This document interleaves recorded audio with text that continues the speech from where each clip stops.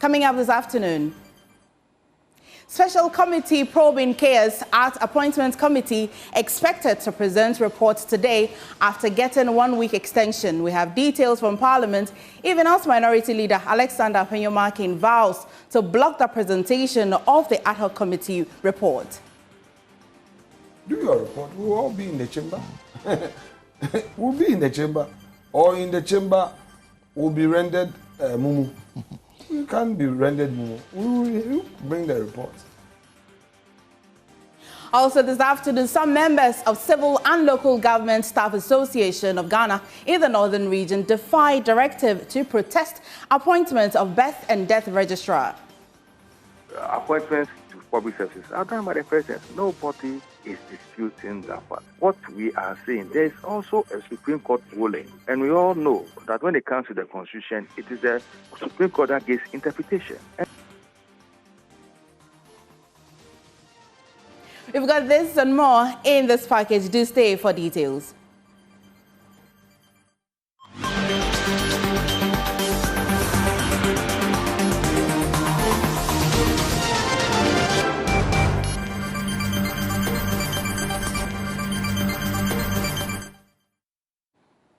Many thanks for choosing us always. First story, some members of Civil and Local Government Staff Association of Ghana in the Northern Region have defied a directive to protest the appointment of the new birth and death registrar.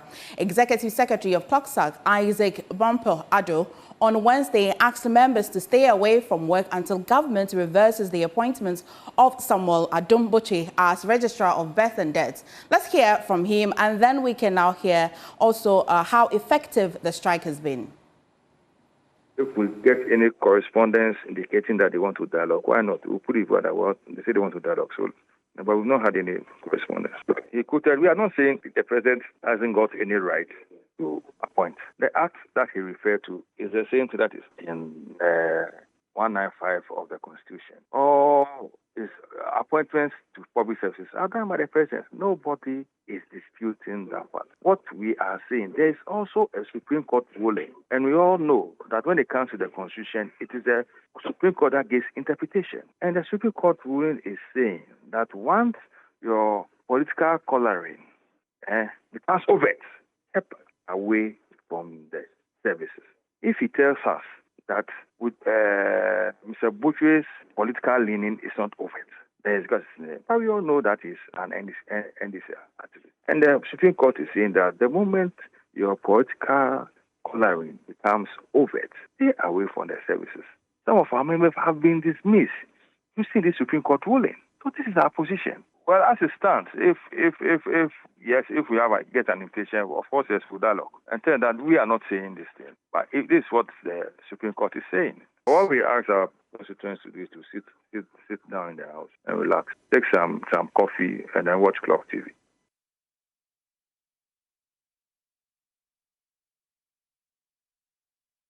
So this particular story has been nagging at government for some time now, but let's touch base with our reporters across the country. I'll take you now to the Ashanti region where Emmanuel Bright-Kweku is on standby. Emmanuel, bring me an update. Is a strike happening in the Ashanti region? I can tell you that the strike is indeed happening here in the Ashanti region, and behind me is the birth and death registry in the Ashanti region.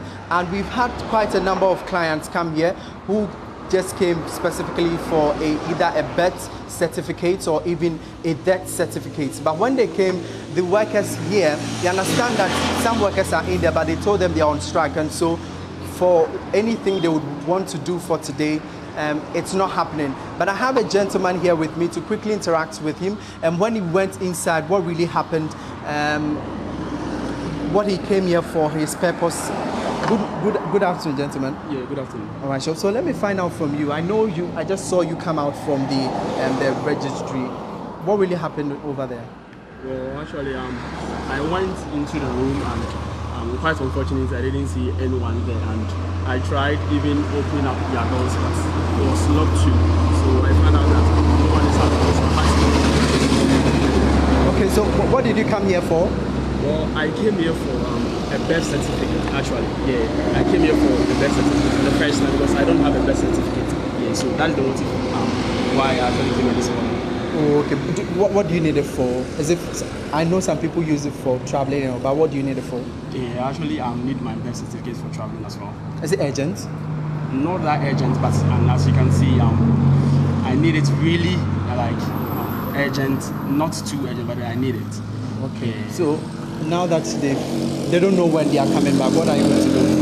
Well, I think I should wait until I hear any news or any information that they've resumed working or so that I can make it a day and come over to see I can actually make my birth certificate. Yeah. All right, sure. The name is? Ebenezer Moore. All right, sure. Thank you very much, Ebenezer, for speaking with us on Joy News. And so that's a client that came here to seek services from the birth and death registry here in the Ashanti region. I also have this motor rider, who had come here. I think he has spent quite some hours, almost an hour just here, hoping that we would seek some service. But your time now, Baha? Oh, maybe somewhere 10 a.m. Now, I'm going to serious. Oh, okay. And this is our bed set now by any one then away. If you far away and buy me don't maybe see any day because a judge man on my bar and I didn't me decoy and so no. I knew I was saying coming, so can I meet me solve that problem? But my son coming so me friends rich now. They have me by. What you find by? I'm a friend carrying a buy. In carry. Hey, quite well. I'm a friend carrying a buy. Tell me by. Yes, we name the reason why I'm strike. Yes, Rab myself on better to know my said a bear.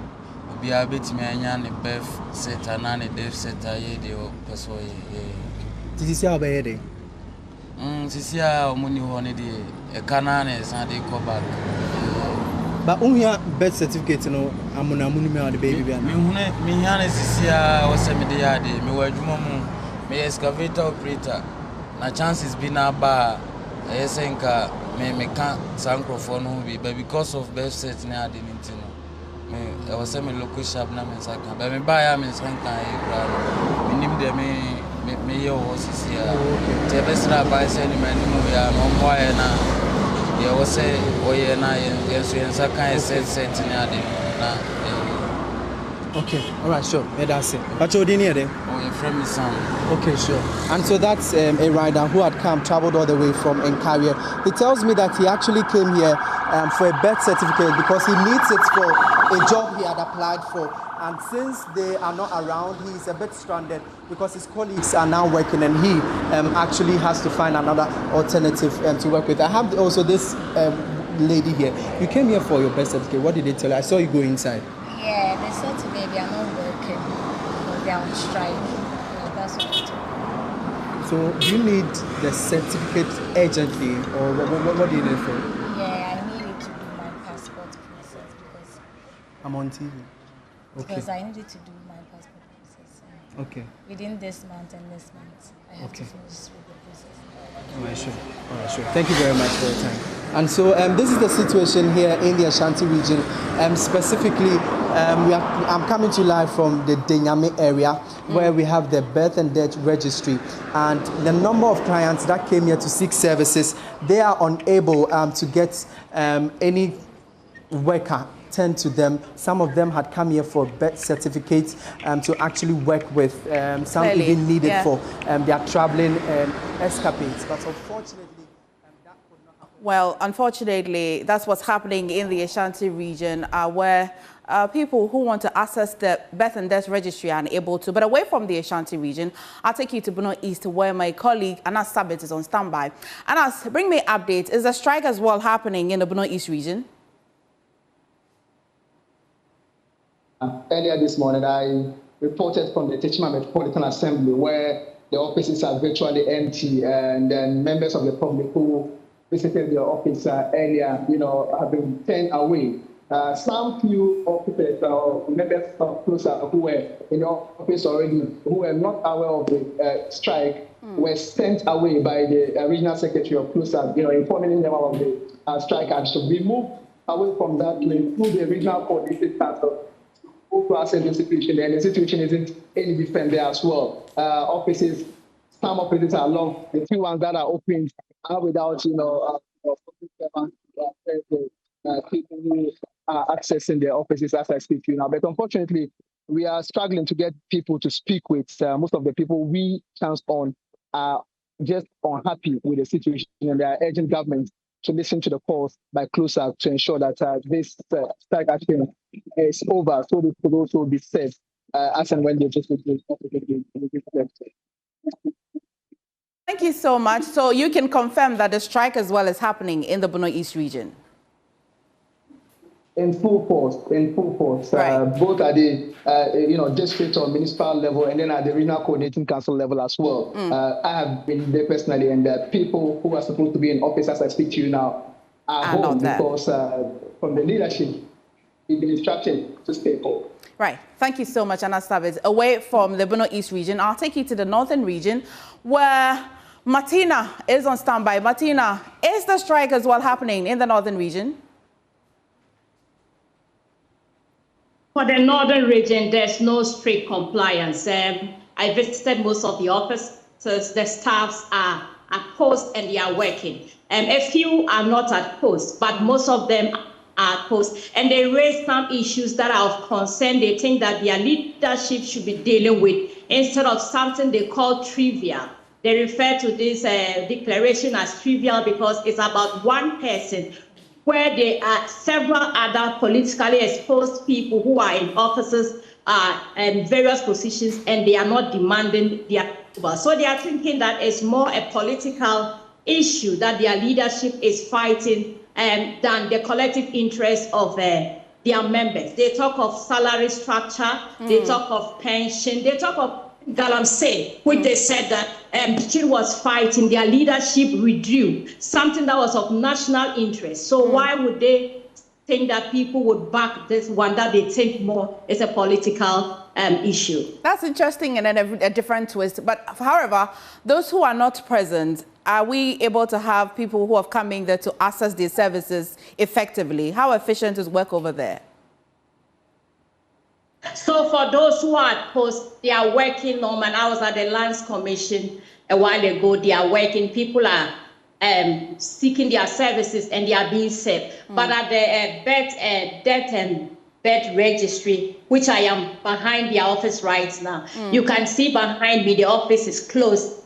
They are not working today. And obviously we can understand why they are not working. But most of the offices are working. Right. Thank you, Martina. So this means that the strike is ongoing, but very dipping more in the birth and death registry, unlike the other institutions. We'll be bringing you updates as and when. But moving away from the strike matter, in Parliament, Minority Leader Afenyo Markin has vowed to block the presentation of the Ad Hoc Committee report on the January 30 chaos at the Appointments Committee until the Speaker of Parliament addresses his concerns. Now, the report was laid last week pending formal presentation on the floor. Mr. Afenyo Markin insisting any report without his side's inclusion will not be accepted.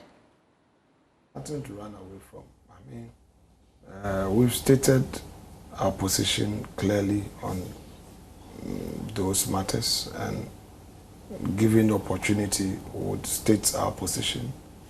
We need a very fair, transparent system, not when people have been lined up and coached to come and tell lies, and the chairman himself is part of the crusade. We are too smart for that, but we've written. We expect Mr. Speaker to respond to us, and we take it up from there. You don't have a response yet?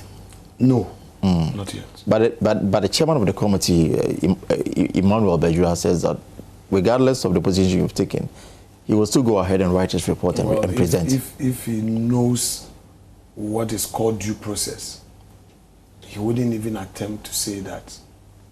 If he knows what is called due process. Attacking a minority, predetermining the matter. So, it's one of the sins he's committed. Now you could go and even say that you go ahead and do your report. Do your report. We'll all be in the chamber. We'll be in the chamber. Or in the chamber, will be rendered mumu. We can't be rendered mumu. We will bring the report and come and tell the whole world that this is what you think.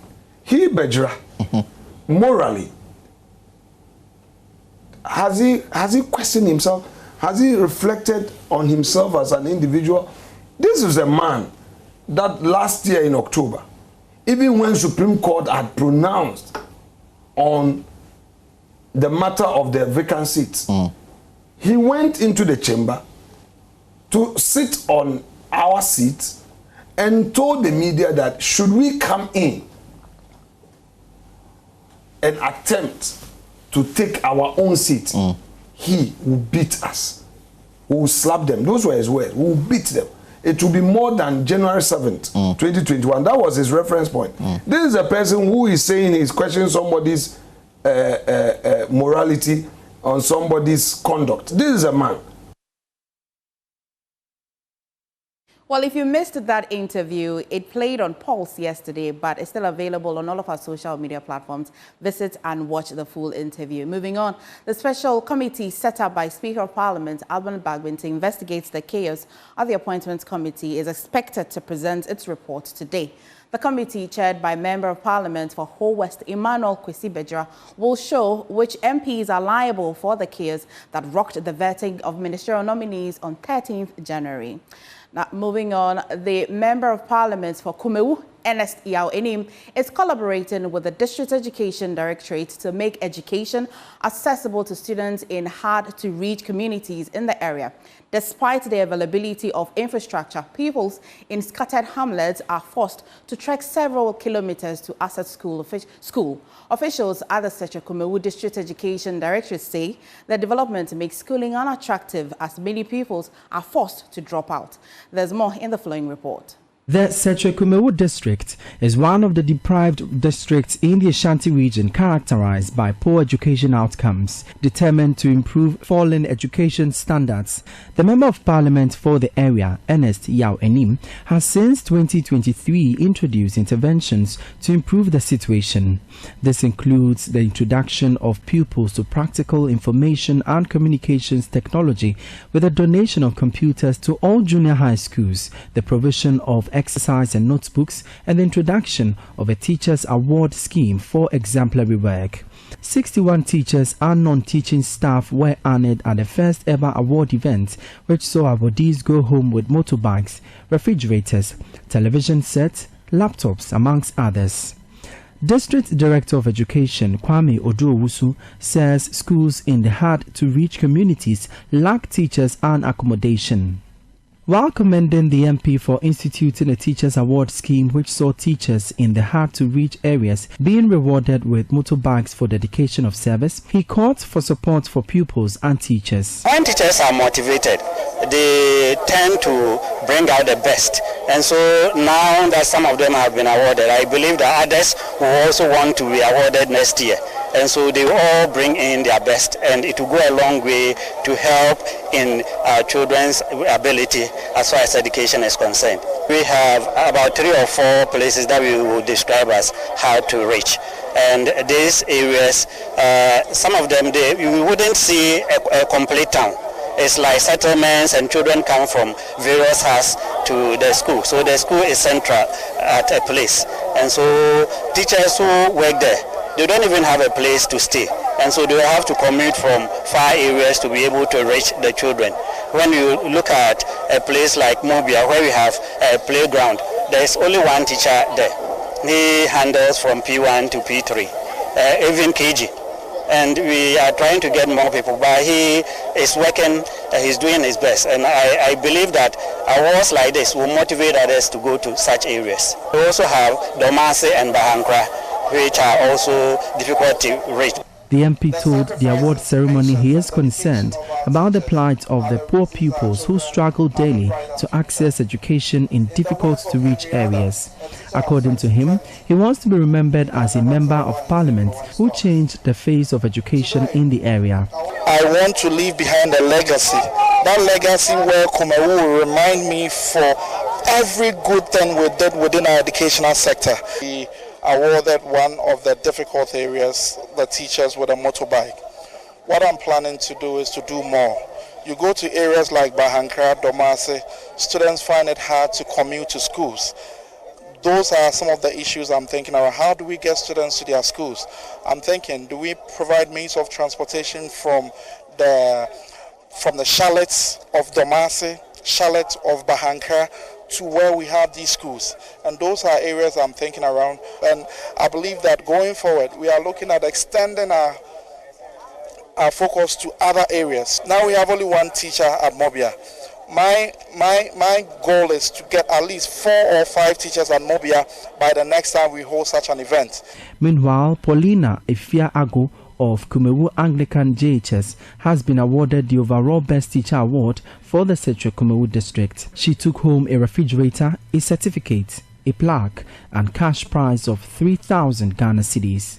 Ohim Interiors reports for Joy News.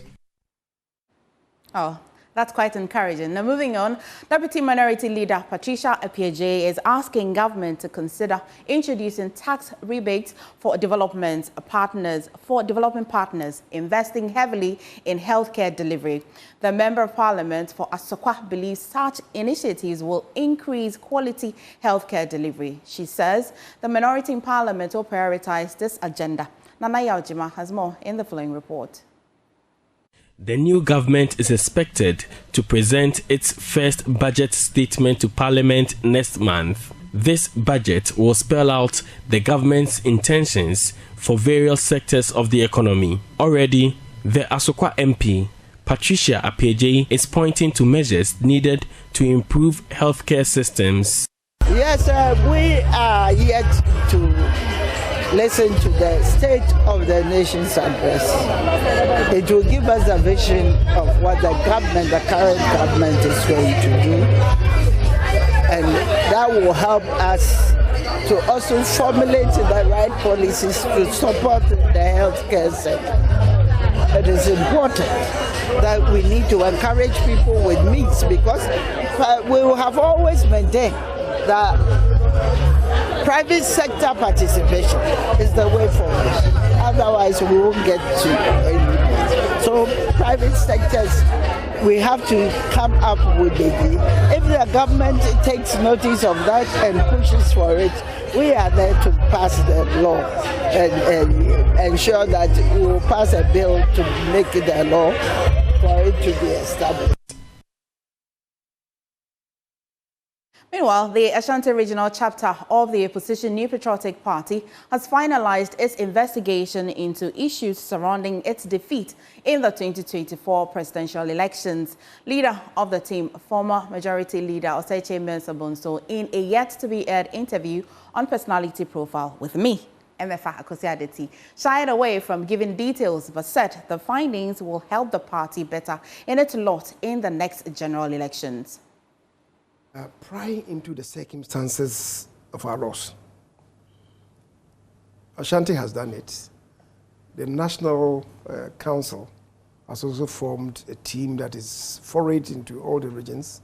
I think we should await the outcome of those reports. Fancy the situation that people come out and say, oh, Bawumia was responsible, 90% responsible for our loss. What happens? If that is the case, then it would be suicidal to repeat him. But if it turns out that no, he had nothing to do with it, right, and that with him we could win, the second time, if he's granted another chance, we could win, would it be wise then to peel him off, right? These are matters that should engage the attention of the party and, you know, all stakeholders. Whatever the decision, wouldn't be that it will be somebody who is ready and willing, assuming they want to, you know, consider whatever the results or whatever the findings would be, and whatever decision they decide. Should the decision be, let's go beyond the person that we use in the 2024 elections, they definitely would be engaging somebody who has nursed the idea, who has thought about it, or they now have to impute that idea into somebody. Let's get to the bridge, we'll cross it. To me, it's premature to be talking about it now when the findings are not yet out. And if it is that, oh,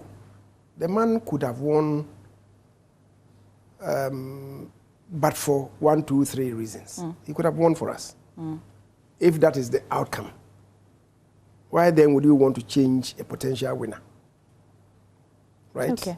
In any game, we don't change winners. If it's established that the man could have won, everything.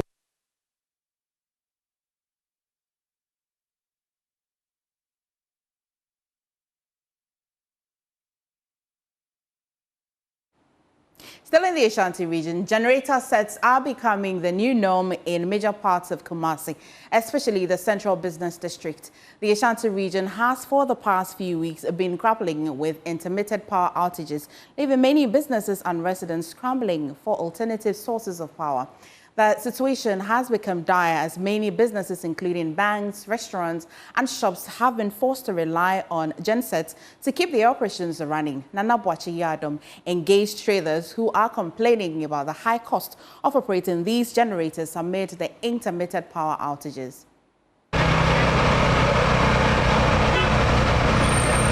The Ashanti region is particularly hard hit by the recent power outages. The thriving streets of Kumasi, the regional capital, are now filled with a cacophony of generators, a stark reminder of the region's power woes. For the past few weeks, major parts of the Ashanti region have been experiencing consistent or intermittent power cuts.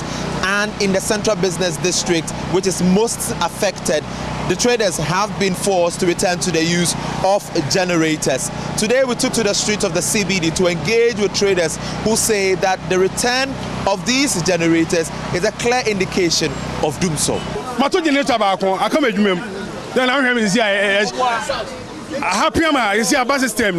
I have bought one generator and I have to get another one for my workplace. Times are hard. By format, next 4 years. You have last week, this week at Twaso. To me, make us say, Dumsana Nebano, Mesalam Huno. Because it's a generator store, as I rise it. It's straight, that's all come young. A moment timetable, and we are better, you know, do Sunday. I believe this is the return of Dumso because the use of generators are on the rise. They should just give us a timetable, and that is better. And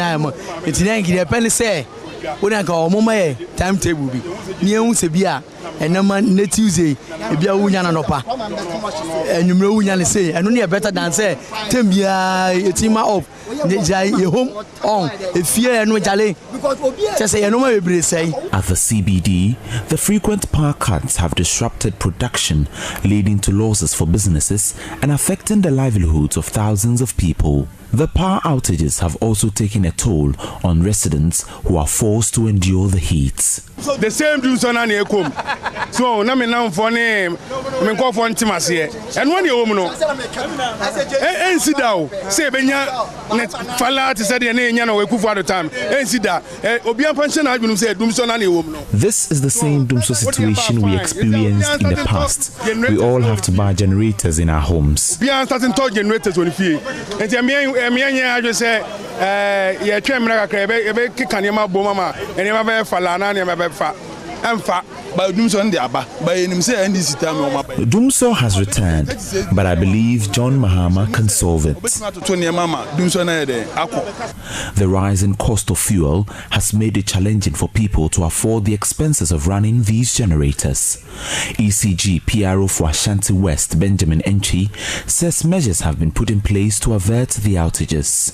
As we speak, individuals who need power to run their businesses are relying on just with an extra cost, and want to apologize to them, but I want to assure them that we are working assiduously to fix the problem, but we also need their help. So as we speak, yes, we intend to restore power to our cherished customers within the Doom businesses before close of day today. And we also want to apologize to them for this act as well.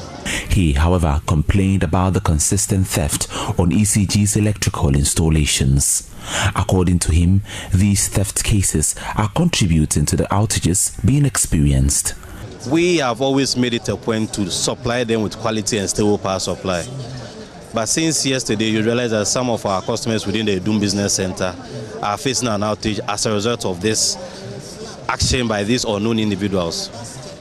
The stolen equipment have affected the 500 kVA transformer, and in view of that, we were unable to supply power supply to our cherished customers. What we are doing as a company is we are trying to put measures in place and rectify the issue to restore power supply to our cherished customers. The Ashanti region is not the only part of the country affected by the power outages. However, the situation is particularly dire due to the region's high demand for power. For Joy News, Nana Boachidankwe Yadom, Kumasi.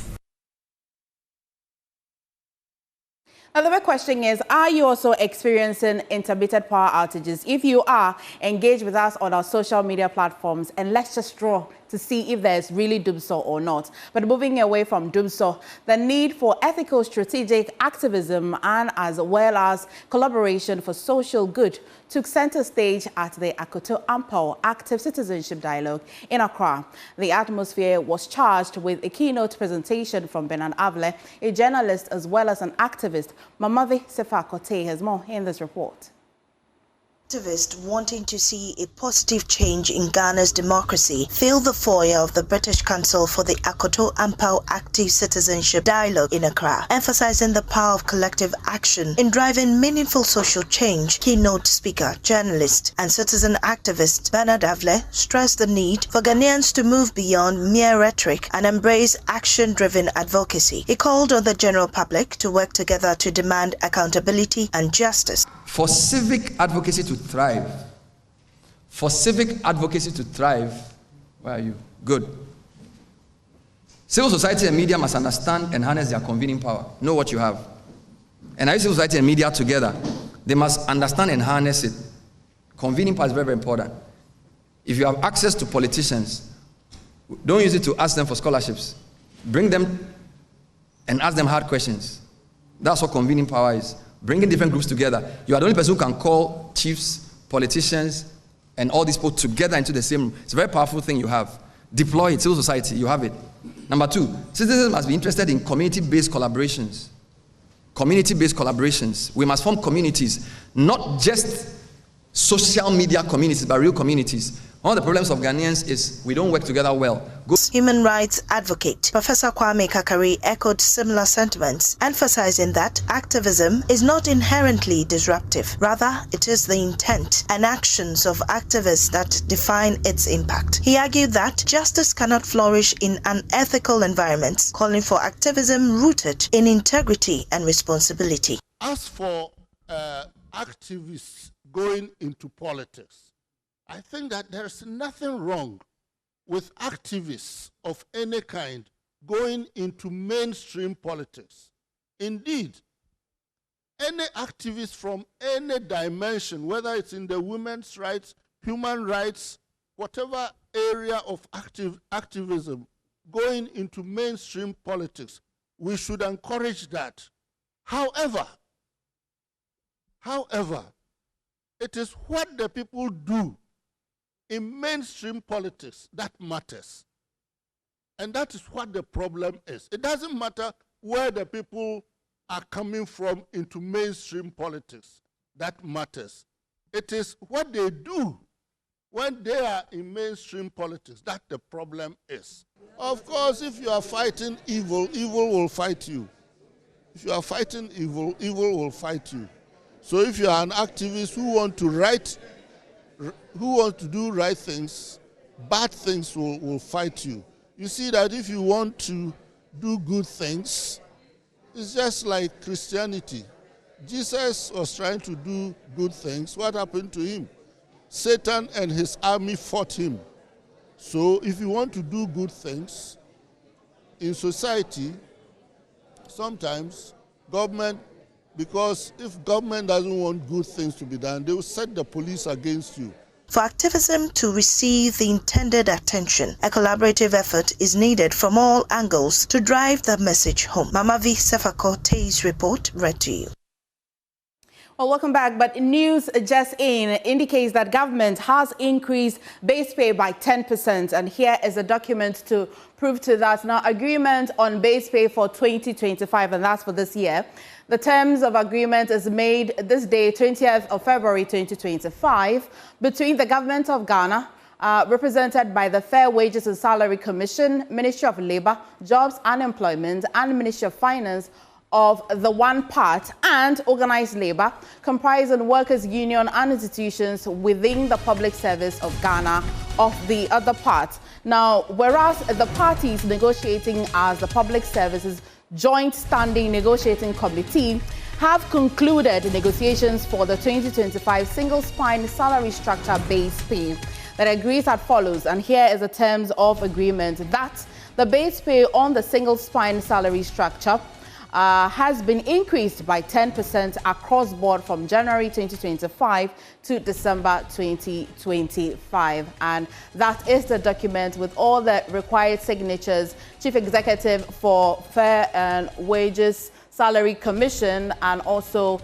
the Secretary General for TUC also indicating that has been signed, and also Minister for Labour, Jobs and Employment, and finally the chairman for the forum. You can see boldly signing over there. I'm sure that this is coming in as some good news for workers. 10% base increase. Now, we're going for a quick break. When we come back, business, sports, and showbiz. Please stay.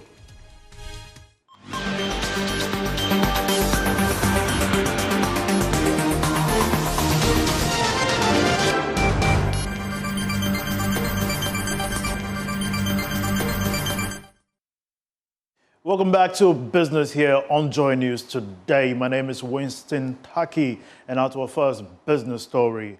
Presidential advisor on economy, Seth Tekwe, says government will bring back the Ghana Integrated Tax Management and Information System, GITMIS, to ensure compliance. Speaking at the Ghana's Economic Outlook, organized by the Ghanaian German Economic Association in Accra, Mr. Tekwe emphasized the need for tax rationalization to enhance efficiency. I think that if we rationalize the tax regime, if we have difficulties, we introduce two taxes anytime we did austerity: National Fiscal Stabilization Levy or Fiscal Stabilization Levy. Right, and then we had the temporary import duty, and anytime we went out of an austerity program with the fund, we removed them. So they were keeping them. Was the reason for most of the levies that we are keeping. So this summarizes the rationalization that we have to do to the fiscal regime. And until you do that rationalization and raise enough revenue, right, to contain your expenditures, you are going to borrow. And if you borrow and you do not have a mechanism for repayment, you are going to default. This is the challenge, facing our country. And my topic is on the private sector. So a fiscal regime, in essence, what I'm saying is that however you look at it. Moving on, global direct selling e-commerce company QNet has announced its preparedness to leverage government's 24-hour economy policy to expand its business in Ghana. Speaking at the press conference in Accra, the Global Chief Marketing Officer of QNet, Trevor Kumawu, pledged to take advantage of the policy to train more Ghanaians to create jobs. One thing you need to understand about direct selling is that it provides benefit to the economy because you're generating productivity. People are doing business, and I believe that Ghana is now focusing on the 24-hour economy. That's the new tagline. So direct selling is part of that 24-hour economy. We don't have a shop that operates between certain hours. It's 24/7. People are buying our products 24/7 online from our website. So they can learn everything possible from our product trainers, which is why we actually flew in Bernie all the way from Asia, but we have Charles, our incredible product knowledge expert here in Ghana, who travels a lot.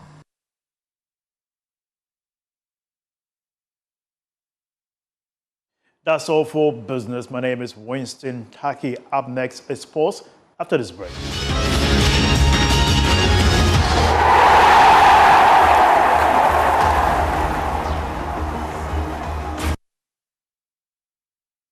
Time for Sports on JN today. My name is Haruna Mubarak. Now, suggestions continue to come in regarding efforts to curb hooliganism in Ghana football. This follows the death of Ashanti Kotoko supporter Francis Frimpong Pole, who was stabbed during the Week 19 Premier League fixture between the Porcupines and Nsatruman FC. To prevent such incidents, Member of Parliament for Ekuapem North, Samuel Awuku, is calling for the regulation of drinking spots near match venues. Drinking spots and beer bars around these stadia and sports facilities.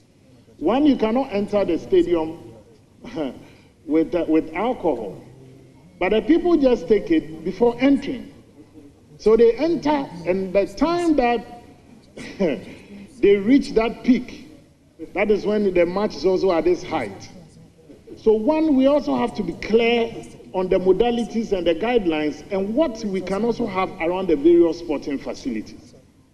Today we have a colleague down that I'm an unrepentant fan of Kumasi Asante Kotoko.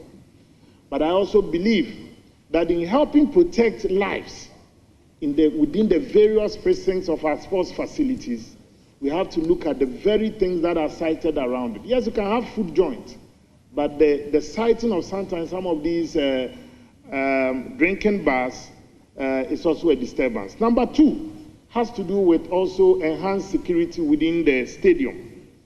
In the various stands, apart from having people who are wearing security badges and uniforms, you can also have plainclothes security. And that is what many of these countries are using within their stadium. So, Mr. Speaker, football is the passion of the nation. Wherever you even have small teams playing within our communities, you can see that tension is always high. How much more when it has to do with league standings and the position of these teams on the various league table. So whilst I commend my colleague, I would like, Mr. Speaker, with your kind direction, get the sports minister to also pay keen attention, one, to the issue of security, issues of officiating and refereeing, and third issue has to do with the siting of these drinking bars around the various stadiums. That's it for sports. My name is Haruna Mubarak. Showbiz comes up shortly. Please stay.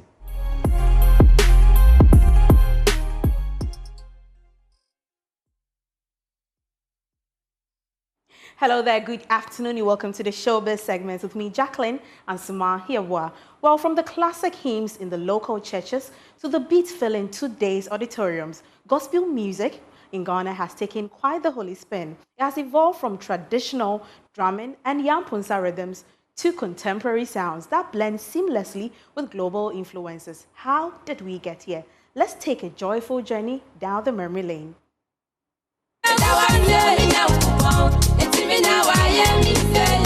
Back in the day, way back in the 1980s, gospel music was all about pure, unfiltered worship with local beat. The likes of Ahinsan Happy Gospel Band, Professor Kofi Abraham, Elder Miracle, and more lay the foundation, transforming sermons into songs.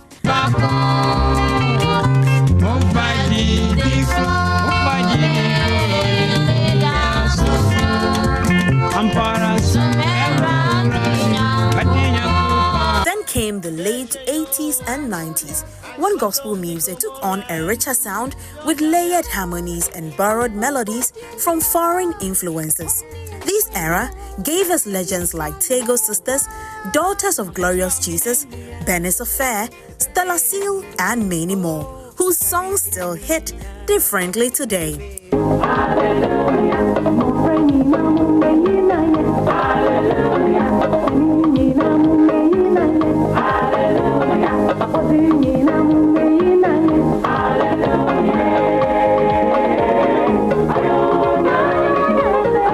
As the world kept moving, so did gospel music. The early 2000s saw a new generation pushing boundaries. Groups like the New Generation and Abundant Life blended local and international style.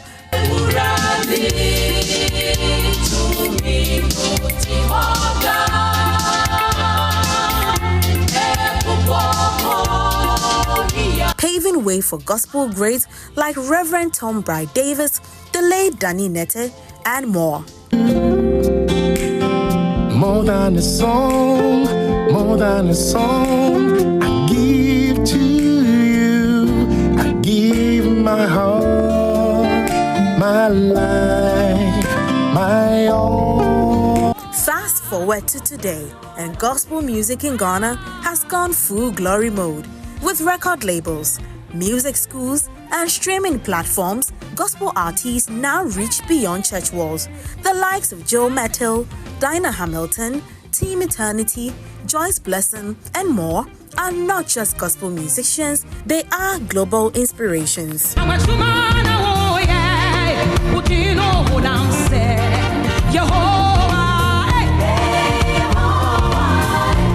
So whether it's the old school classics or today's chart-topping gospel hit, one thing remains: the message never changes, but the sound sure does. And that's the beauty of Ghana's gospel music evolution.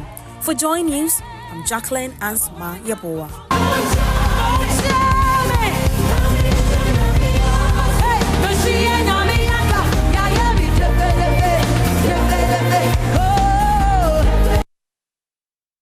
That note is a wrap for the showbiz segment with me, Jacqueline Ansama Yaboa. Jackie, you have my heart, you have all of me. That was a very good put together report. You're welcome. And here is What was your favorite, applause. by the way? All of it. All of me. I'm an old soul in a very, very active body. All right. Okay, yeah. But thank you so much for that report. Quickly, we posted, we gave you an update that the report that's going to be presented by the special committee, Ad Hoc Committee that the Speaker set up. We've been sharing that today they're going to be sharing that report in Parliament. And you have also been sharing your expectation. And Joseph says that the real and actionable report will and must come from the police and must come quickly enough and acted upon without fear or favor. Douglas also says the committee of hypocrites, that's how he describes the committee.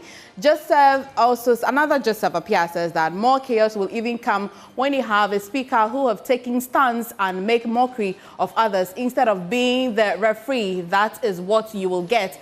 Also, Derek Yesu Akonta says parliamentarians investigating parliamentarians. Nice movie. And also Ernesto also says that bias committee. Jacob says that good news. And Ayira also says, but we didn't see NPP thugs giving their side of the story. So you have also been sharing your expectations and your reactions to that report. But thank you so much for joining us today on Joy News. My favorite part definitely was the Throwback Thursday, Jackie. All right. For more news, though, do log on to myjoyonline.com. Thank you for watching.